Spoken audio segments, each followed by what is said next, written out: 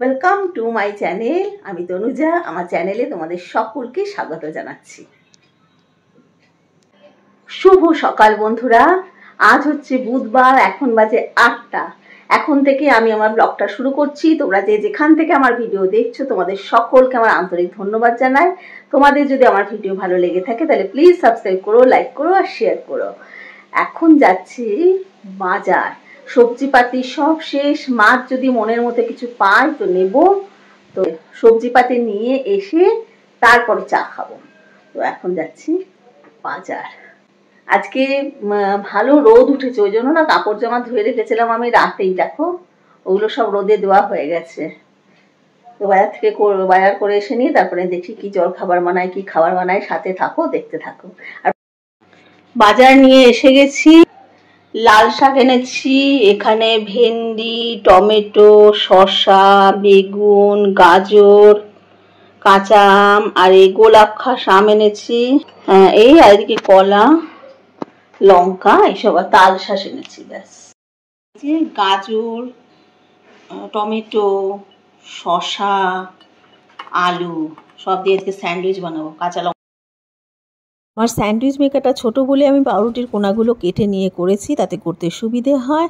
তো এই কোনাগুলো পরে কিভাবে কাজে লাগাচ্ছি আমি, লেফট ওভার জিনিসটা, সেটার একটা কিচেন টিপস স্যান্ডউইচের রেসিপিটাও আমি শর্ট চ্যানেলে দেবো, তোমরা দেখে নিও। কেমন হয়েছে খেয়ে বলো। হ্যাঁ,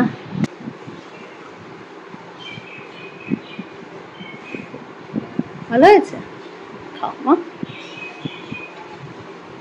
বুক বেঁধে তুই দাঁড়া দেখি, বারে বারে হিলিস নে ভাই।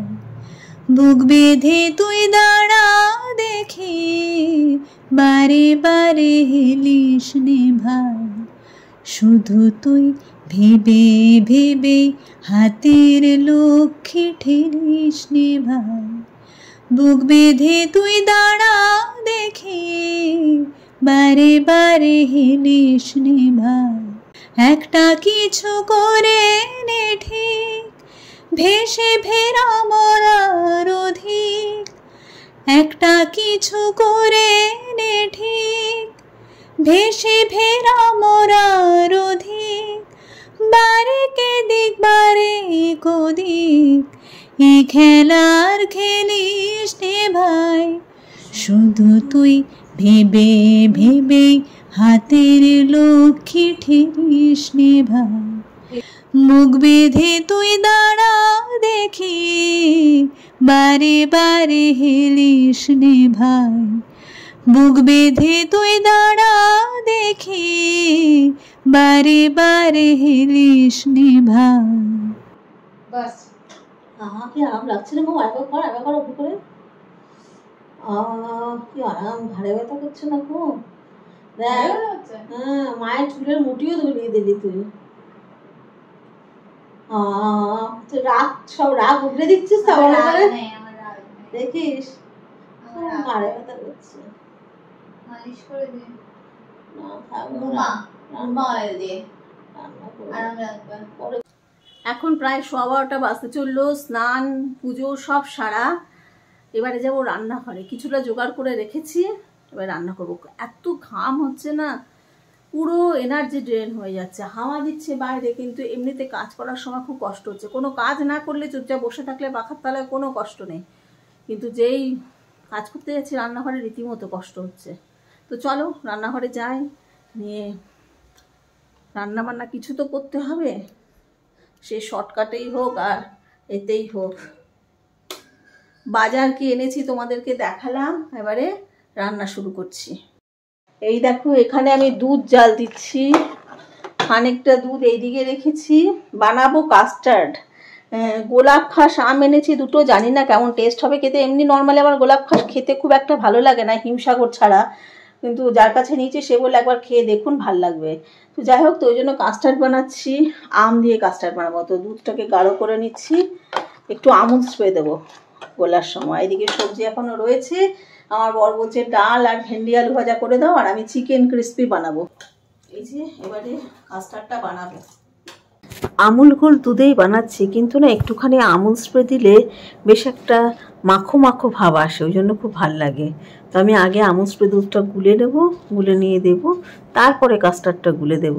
এইটা আমার শাশুড়ি মায়ের দুধ গোলা কফি করার জন্য খুব ভালো শেকারের কাজ করে। আর তোমরা কারা এমনি আমুল স্প্রে দুধ পেলে মুখে দেওয়ার মতো ইচ্ছে হয় কাদের? আমার তো যখনই আমি আমুল স্প্রে শিশিটা খুলি কোনো কিছুতে দিলে 1 চামচ নিজের মুখে চালান করে দিই। আমার এত ভালো লাগে খেতে, সেই ছোটোবেলা থেকে ভীষণ ভালো লাগে খেতে। তো দুধটা দিয়ে দিলাম, আমি নাড়ি চাড়ি নিয়ে এবারে কাস্টার্ডটা গুলবো, কাস্টার্ডটা গুলে দিয়ে দেবো। কাস্টার্ডটা দেওয়ার পরে তারপরে একটুখানি সামনে দাঁড়িয়ে দাঁড়িয়ে একটুখানি নাড়াতে হয়, নাহলে তলায় লেগে যাওয়ার চান্স থাকে। ওদিকে বাবা আর মেয়ে পাখার তলায় বসে নিয়ে পুরনো ছবি দেখছে আর আমাকে ডাকছে দেখার জন্য। আমার গরমে পুরো অবস্থা খারাপ হয়ে যাচ্ছে। এদিকে লাল শাকটা বসিয়ে দিয়েছি, এখন কোনো কথা বললেই না এত খিচখিচিনি লাগছে, মানে চিড়চিড়া লাগছে গরমের জন্য, সব কিছুই অসহ্য লাগছে। কাসুন্দি এনেছিলে, একটা কথা তোমাদেরকে কতবার বলতে লাগে গো? হ্যাঁ তুমি কি কেরানি নাকি যেটা বলবো সেটাই করবে আর অন্য কিছু করবে না? যা বলবো সেটাই করবে, একটা ভোলা বাচ্চার মতো। আমি তোমার মা নই, আমি তোমার বউ। বলছি সেটাকেই নিয়ে এসে চুপচাপ বসে আছে, ভাবলাম মতো তাকিয়ে আছে তোমার পতি।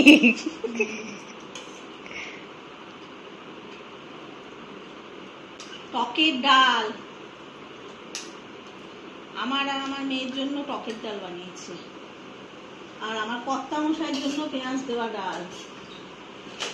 এই সব থেকে যে সামনে আমার বুড়ো লোকটাকে দেখছো না, এ আমাকে সব থেকে বেশি জ্বালায়। হয়েছে বয়স কিন্তু স্বভাবটা বাচ্চাদের মতো। আর এই যে ভেন্ডি ভাজা, ব্যাস আর কোনো মেনু নেই। দাও, শাকটার উপরেই দাও। হ্যাঁ দাও।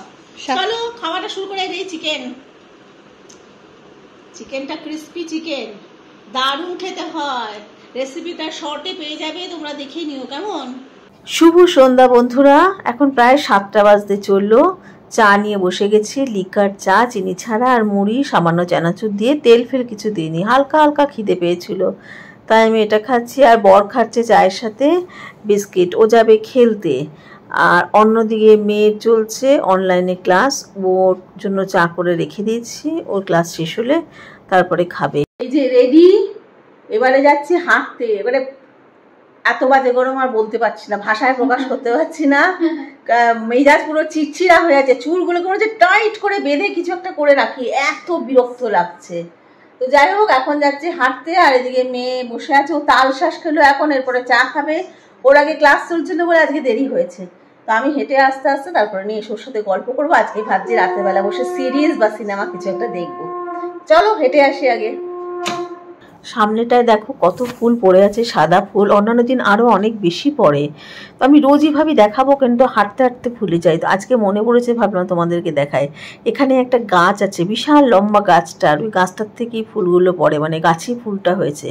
সাদা কাগজের মতো ফুলটা, বেশ সুন্দর দেখতে লাগে নিচটা।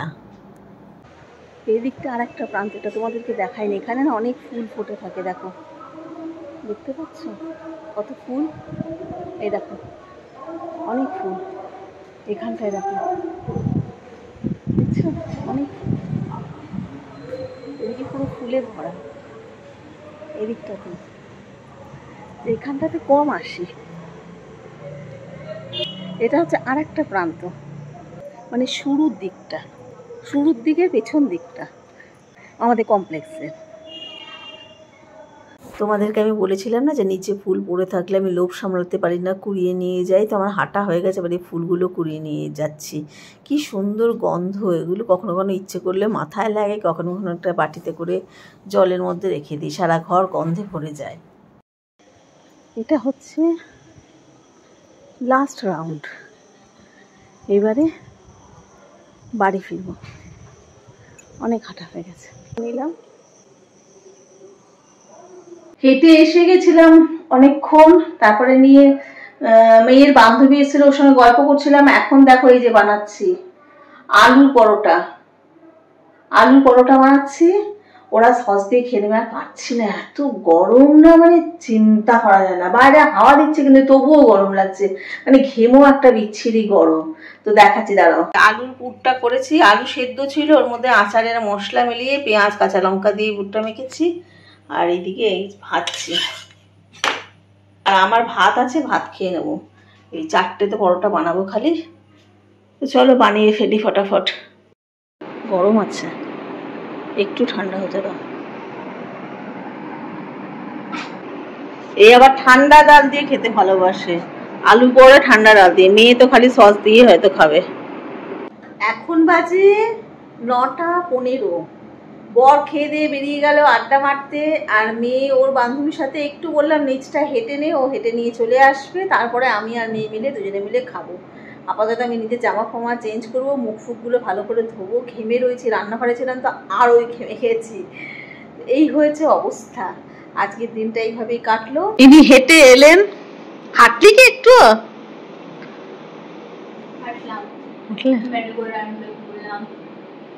কোথায় ঘুরলি? সেটা আবার কোথায়? পার্কে?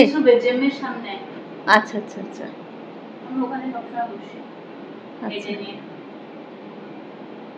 এবারে আমি আর মেয়ে মিলে খেতে বসবো। চলো শুভরাত্রি করে দাও তুমি। তো চলো আজকে এখানে আমি ব্লগটা শেষ করছি। নেক্সট ব্লগে তোমাদের সঙ্গে আবার দেখা হবে। তোমরা খুব ভালো থেকো, আনন্দে থেকো, আর অবশ্যই সুস্থ থেকো। তাহলে আজকের মতো তোমাদের সকলকে টাটা।